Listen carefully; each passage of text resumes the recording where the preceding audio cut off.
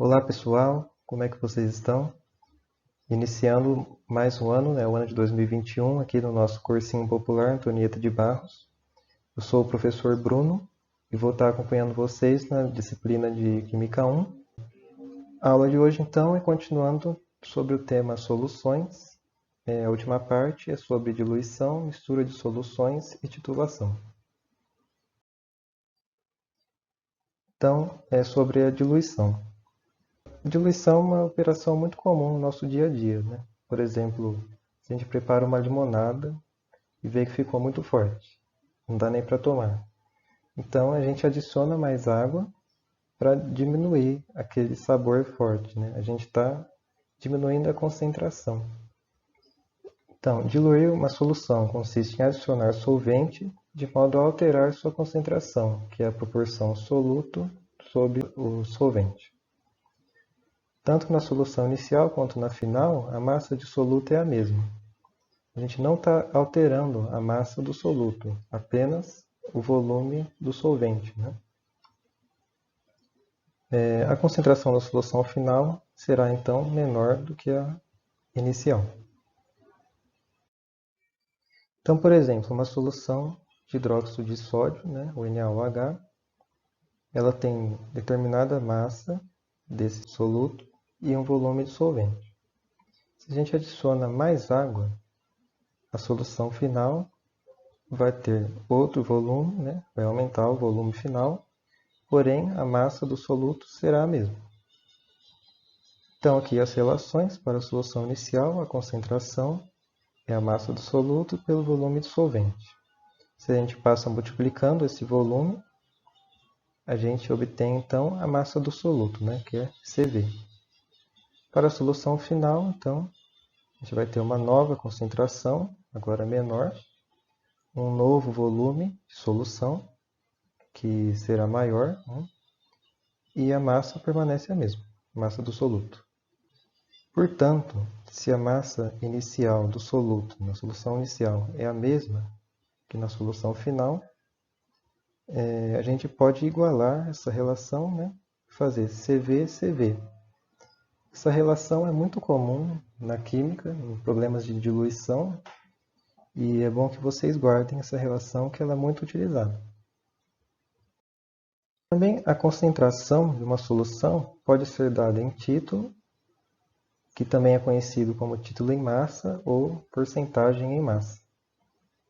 É então uma relação entre a massa do soluto e a massa total da solução.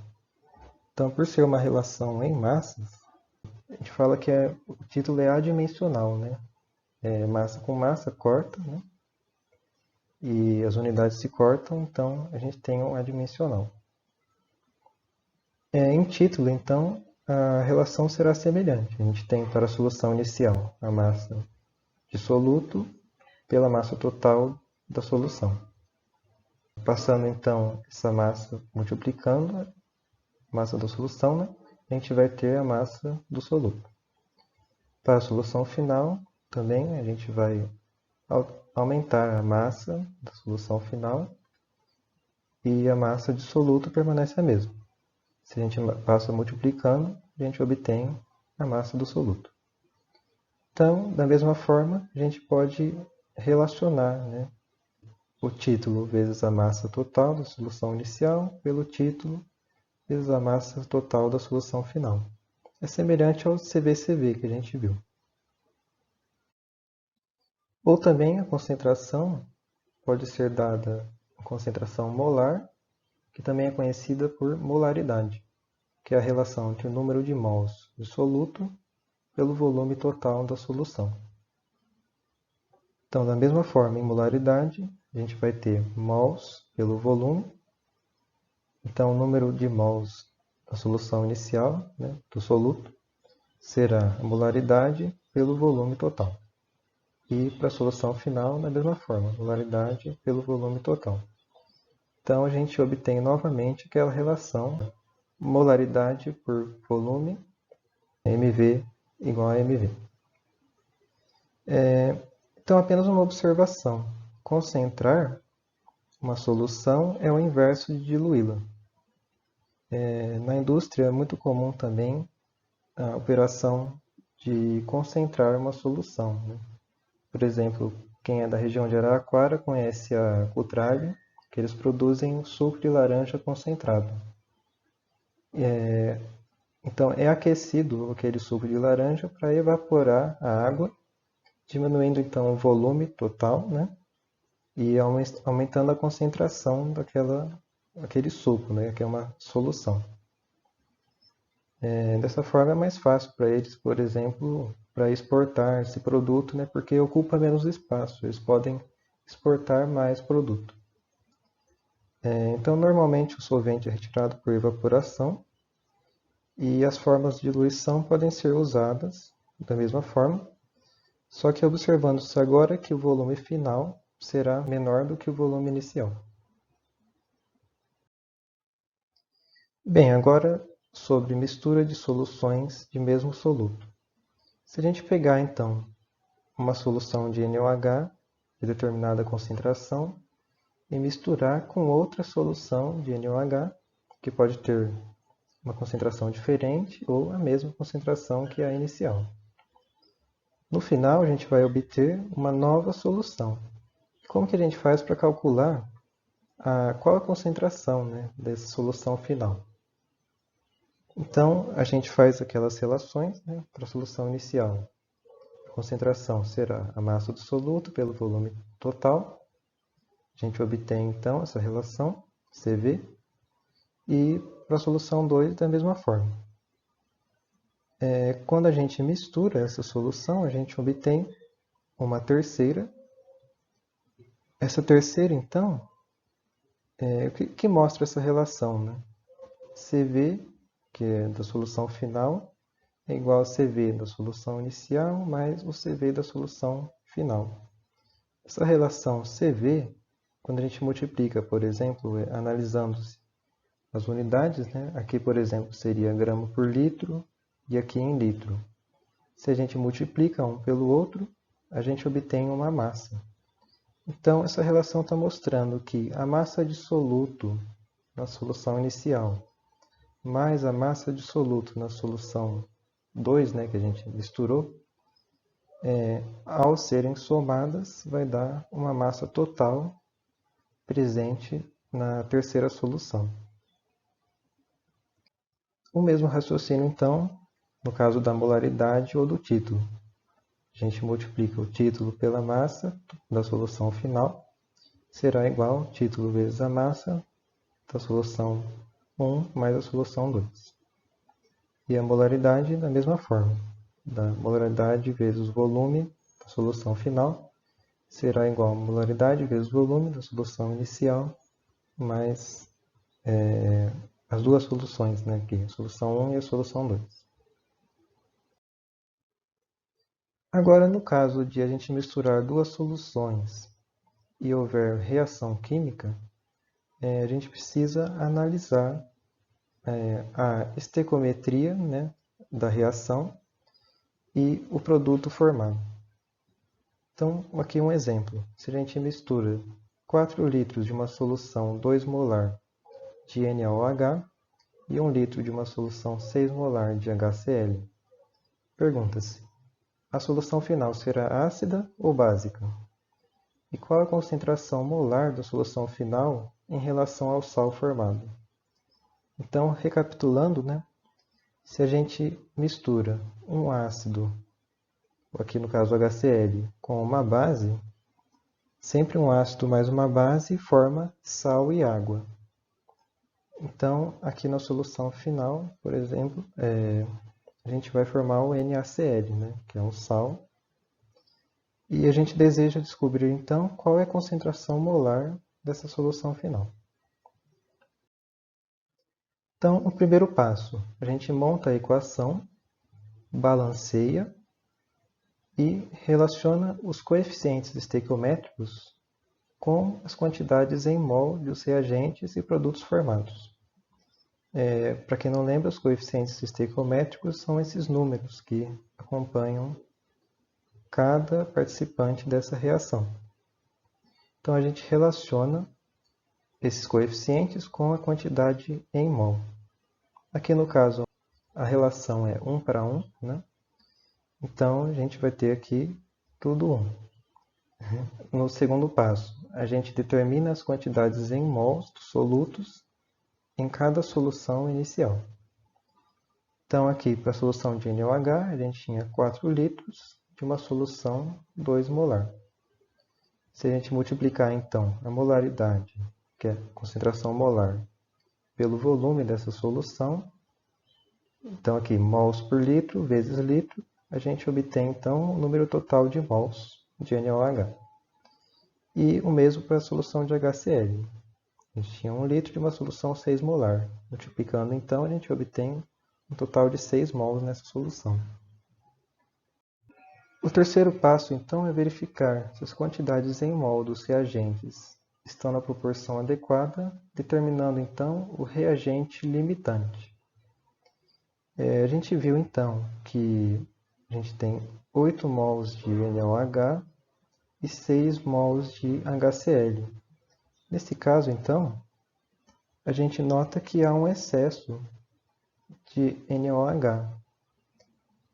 Portanto, o reagente limitante será o que está em menor quantidade aqui, e é ele que limitará, né? Ele que dá a quantidade que irá reagir.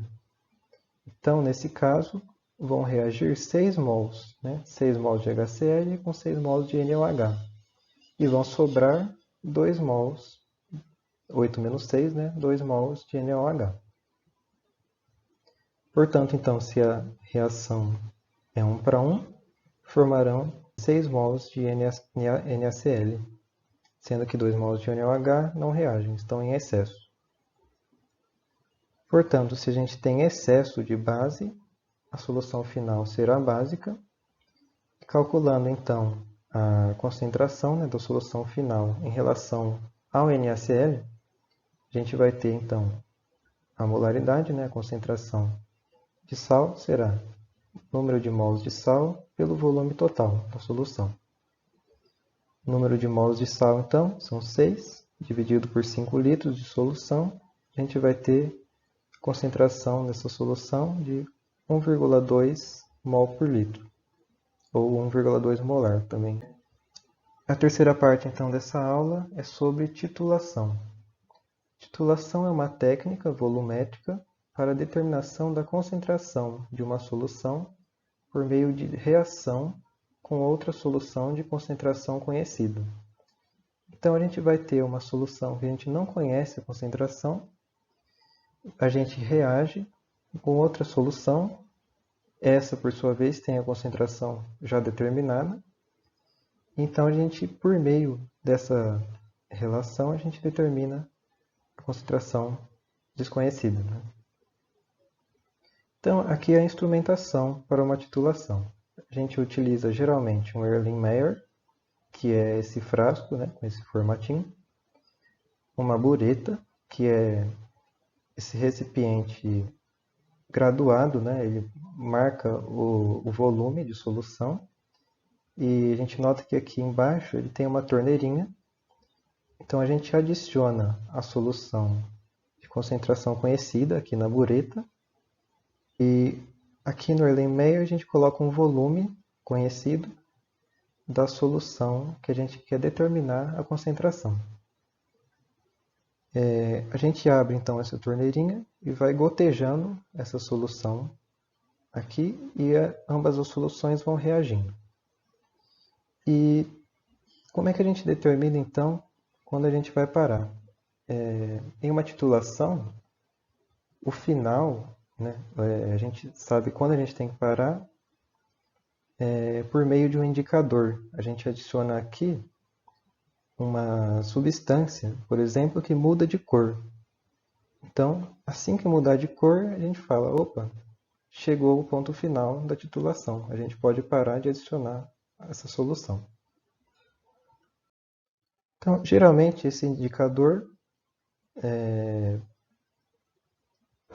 um indicador ácido base, por exemplo, né? Aqui a fenolftaleína é muito conhecida, que ela é incolor em meio ácido e neutro também. E quando o meio fica básico, ela muda de cor, né? Passa a ter cor rosa. Aqui nessa tabela estão vários indicadores, né? Os mais conhecidos são a fenolftaleína, o azul de bromotimol e o alaranjado de metila. Então a diferença entre eles é o pH, né, que vai ocorrer essa transição de cor. A fenolftaleína, por exemplo, muda de cor entre pH 8 e 10. O azul de bromotimol aqui, entre 6 e 7, e o alaranjado de metila entre 3 a 4,4. Então aqui, mostrando, né, o que ocorre na titulação. Primeiro tem a solução incolor, nesse caso com a fenolftaleína, né? Primeira solução incolor, aí começa a aparecer a primeira coloração na solução e no final a solução fica rosada. Então, por exemplo, a determinação da concentração de uma solução de KOH titulando-se com HCl 2 molar. Então a gente pega aqui um determinado volume dessa solução de KOH, que a gente não conhece a concentração, coloca aqui no nosso Erlenmeyer, completa aqui o volume da bureta com a solução de HCl e começa a titulação. Então, ocorrerá essa reação, né? HCl mais o KOH é um ácido com uma base, também vai ser formado, então, sal e água. E também eles têm a proporção molar 1:1. Então, por exemplo, se o volume de ácido gasto nessa titulação for de 25 ml, é possível, por meio daquelas relações que a gente viu, calcular quantos mols de ácido foram necessários para reagir com a base. Então aqui, a concentração de ácido será mol pelo volume, né? E a gente determina então quantos mols de ácido foram gastos. Então aqui, multiplicando o 2 mol por litro, né? Pelo volume aqui em litros, né? Que é o 25 ml. A gente obtém então um total de 0,05 mols de ácido.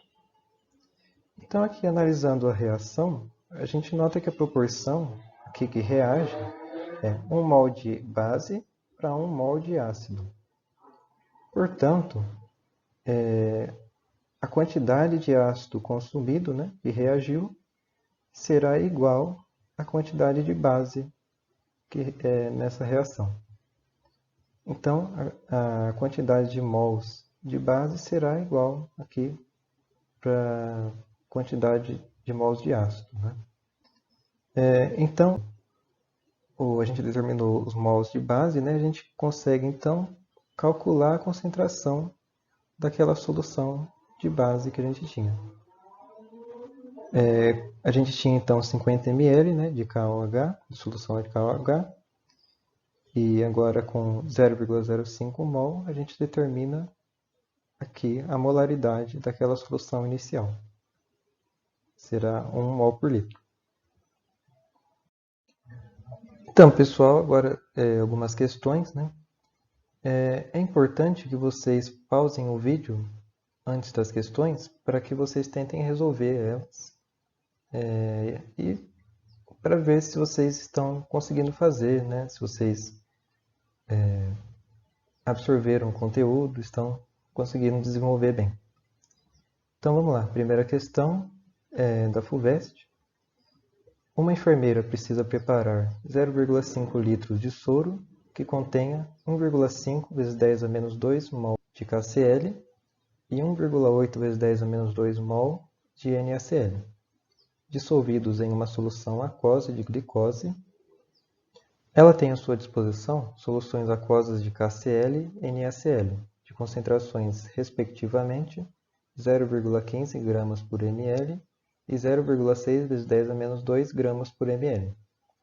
Para isso, terá que utilizar x ml da solução de KCl e y ml da solução de NaCl e completar o volume até 0,5 litros, com solução aquosa de glicose. Os valores de x e y devem ser, respectivamente, ele deu aqui a massa molar, né, gramas por mol do KCl e do NaCl. Então, a primeira coisa que a gente tem que fazer é converter essa concentração que foi dada em gramas por ml para mols por litro. Então, como é que a gente faz? A gente multiplica, então, por exemplo, o ml, a gente quer converter para litro. A gente multiplica pelo inverso, né? Em 1 ml tem 0,001 litros. Aí vai cortar as unidades, né? A gente vai obter aqui em litro. E para grama, a mesma coisa. Em 1 mol tem 75 gramas do KCl, né? Então vai cortar aqui a grama e a gente vai obter a concentração final em mols por litro, né? 2 mol por litro. E para o NaCl a gente faz o mesmo processo. A gente obteve aqui 0,102 mol por litro.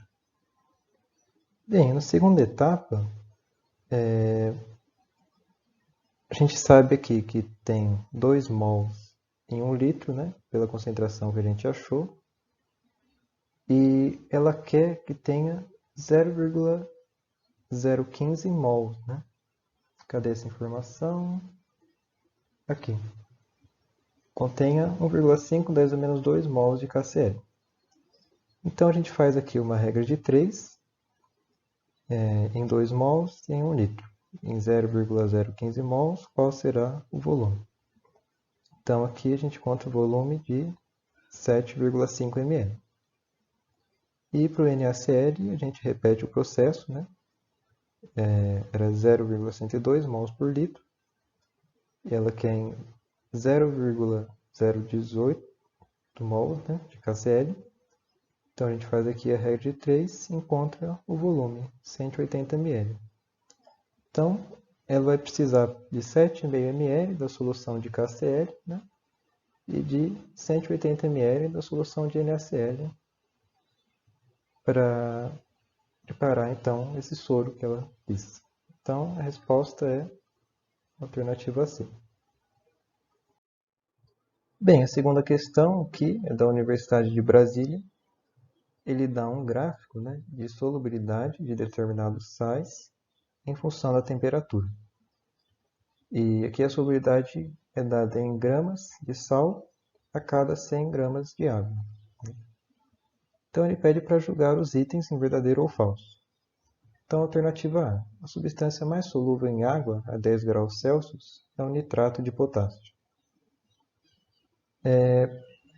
A gente analisa, então, qual seria mais solúvel, né? Aqui apresenta a curva mais elevada aqui, né? Maior solubilidade aqui no eixo Y. Então, a substância mais solúvel, né, seria o nitrato de potássio, que está aqui em 80 gramas, né, a 10 graus Celsius. O nitrato de sódio, né, perdão. O nitrato de potássio é bem baixa a solubilidade, né, aqui em torno de 28 gramas por 100 gramas de água. Então, a alternativa A é falsa, porque é o nitrato de sódio. Alternativa B. A substância que apresenta menor variação da solubilidade entre 30 graus Celsius e 80 graus Celsius é o cloreto de sódio.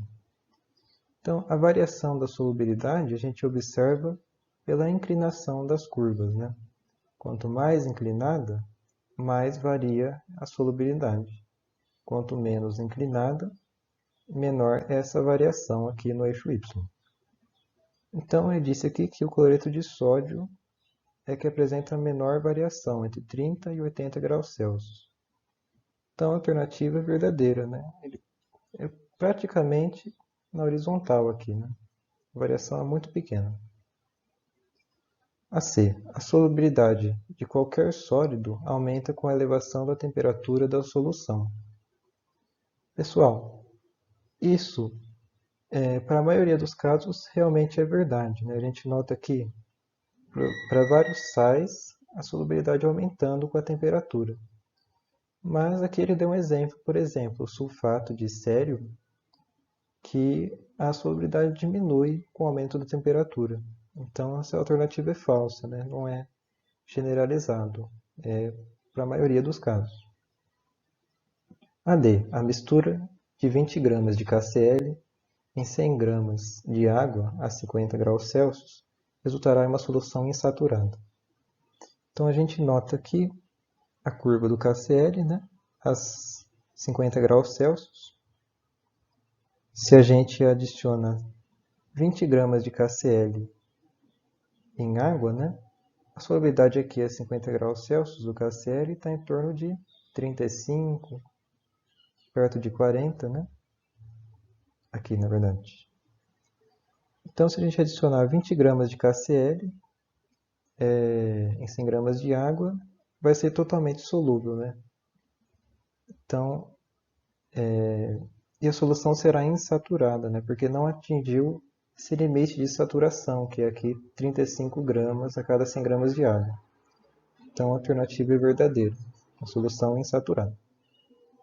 E a alternativa E, uma solução preparada com 90 gramas de nitrato de potássio em 100 gramas de água a 40 graus Celsius, apresentará sólido no fundo do recipiente. Quer dizer, será uma solução supersaturada, né? Ela apresenta excesso. Então a gente analisa aqui a curva do KNO3, a 40 graus Celsius, né? A gente adicionou 90 gramas. Olha aqui, já está acima do limite de solubilidade nessa temperatura, né? Aqui o limite seria em torno de 80 gramas. E então teria cerca de 10 gramas de KNO3 precipitado, né, pessoal? Está com excesso aí de 10 gramas. Então, apresentará sólido no fundo do recipiente. Aí também é verdadeiro. Próxima questão é da UFSCar. Ela fala assim: o flúor tem um papel importante na prevenção e controle da cárie dentária. Estudos demonstram que após a fluoretação da água, os índices de cáries nas populações têm diminuído. O flúor também é adicionado a produtos e materiais odontológicos. Suponha que o teor de flúor em determinada água de consumo seja 0,9 ppm, partes por milhão, em massa. Considerando a densidade da água, 1 grama por ml, a quantidade em miligramas de flúor que um adulto ingere ao tomar 2 litros dessa água durante um dia é igual a... Bem, então, a primeira parte é calcular então a massa que ele deu aqui em 2 litros de água, né? Qual seria a massa dessa água? Como ele deu a densidade da água, 1 grama por ml, a gente calcula então a massa de água. 1 grama por ml vezes 2.000 ml, corta, vai dar 2.000 gramas de água. A segunda etapa, então, é relacionar. Se ele deu aqui que a água tem 0,9 ppm, né? Uma relação de 0,9 gramas de flúor a cada 10 a sexta ou 1 milhão de gramas de água. São partes por milhão, né? Então a gente vai ter 0,9 partes por milhão, relacionando aqui em gramas, né? Então essa é a concentração. E em 2.000 gramas de água, qual seria então a massa de flúor? A gente obtém aqui então 1,8 miligramas. E então essa é a resposta, né? 1,8 miligramas seria o que a gente ingere em um dia ao tomar esses 2 litros de água. E aqui a última questão é da Unifesp. Pela legislação brasileira, a cachaça deve obedecer ao limite de 5 miligramas por litro quanto ao teor de cobre. Para saber se tal limite foi obedecido, 5 ml de uma certa cachaça foram titulados com solução de sal de sódio do EDTA, que é o ácido etileno diamino tetracétil, 1 vezes 10 a menos 3 mol por litro, gastando-se 4 ml na titulação. Sabendo que a massa molar do cobre é de 63,5 gramas por mol e que o cobre reage com EDTA na proporção em mol de 1 para 1, a concentração de cobre nessa cachaça em miligramas por litro é aproximadamente. Bem, ele deu aqui, né, o EDTA. Mas o que é o EDTA, né? É importante a gente conhecer um pouco sobre essa substância. O EDTA é um ácido. A gente nota que ele tem 4 grupos ácido carboxílico, né? Então, todos esses grupos podem ser desprotonados, né? Esse H aqui pode sair como H+, né? E também o sal de sódio do EDTA. A gente substitui esses H+, por Na+, né? Íon sódio. E isso é feito para aumentar a solubilidade em água, né? E nessa forma iônica, né? Ionizado, o EDTA é capaz de realizar várias ligações, né? Ele tem 6 grupos que é capaz de realizar ligações com o íon metálico. Cada um desses oxigênios desprotonados e também esses 2 nitrogênios, que eles têm pares de elétrons disponíveis, podem estar se ligando a esse metal. Ele é chamado então agente quelante. O que é um agente quelante, né? É uma molécula que consegue fazer várias ligações com o mesmo um metal, por exemplo. Ela faz mais de uma ligação com o mesmo metal. E quando se liga ao cobre, né, ele adquire uma coloração azulada. Então é isso que vai dar o ponto final da nossa titulação. Quando ficar azul, então a gente nota que a reação se completou, né?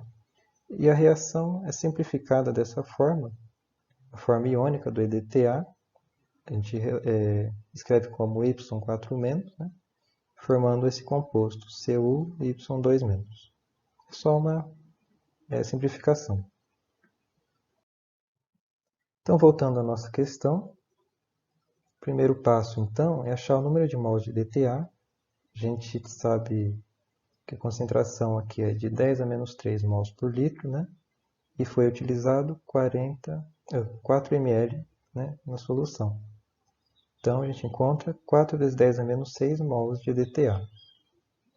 A gente viu, então, na reação que a relação entre mols de EDTA e mols de cobre consumidos é 1:1.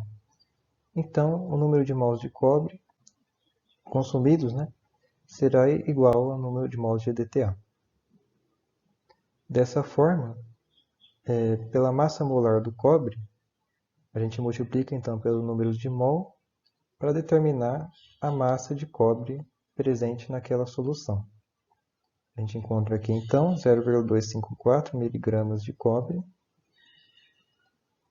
e esses 0,254 estavam em 5 ml, né, da solução inicial no Erlenmeyer. Então, dividindo aqui por 5 ml, a gente encontra concentração de 50,8 miligramas por litro. A alternativa, então, é a D. Então, a gente encerra a aula por aqui. Se vocês tiverem dúvidas, fiquem à vontade para me contatar. Aqui eu coloquei meu e-mail. E também aqui nos comentários, né, no YouTube, vocês podem estar postando suas dúvidas. E se quiserem também marcar plantões de dúvida, eu vou me disponibilizar para estar tirando essas dúvidas. Até a próxima então, pessoal. Muito obrigado pela atenção e nos vemos na semana que vem.